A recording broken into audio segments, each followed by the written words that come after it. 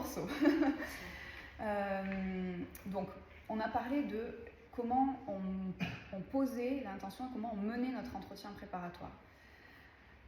L'idée, c'était de se questionner sur quand je demande à mon client de me poser son intention dans un sens de tournure positive, sans négation, est-ce qu'on ne serait pas déjà dans une petite forme d'interprétation ou de je me raconte une histoire que j'idéalise?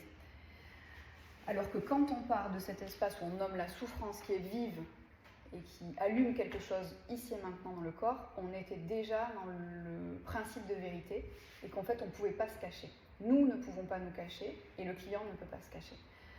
Ça allume de l'énergie disponible en termes d'émotionnel avant la constelle, ça c'est toujours à notre service.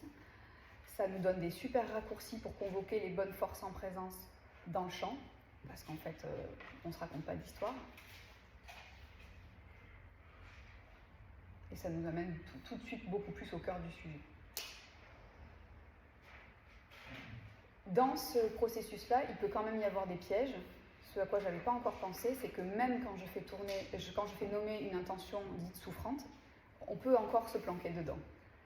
Donc allez vraiment au cœur du cœur, n'ayez pas peur de faire bouger votre client pendant la séance de préparation, ne vous dites pas je vais lui faire mal, je vais le casser, vous êtes à son service parce qu'il va regarder en face où il en est, et vous l'avez vu hier, ça change tout.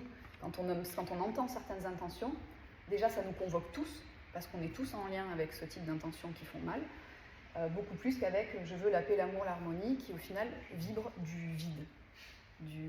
On ne connecte pas ici et maintenant l'amour, l'harmonie et le truc, on l'a dans la tête, on ne l'a pas dans le corps, donc ça ne convoque pas les bonnes choses à mon sens.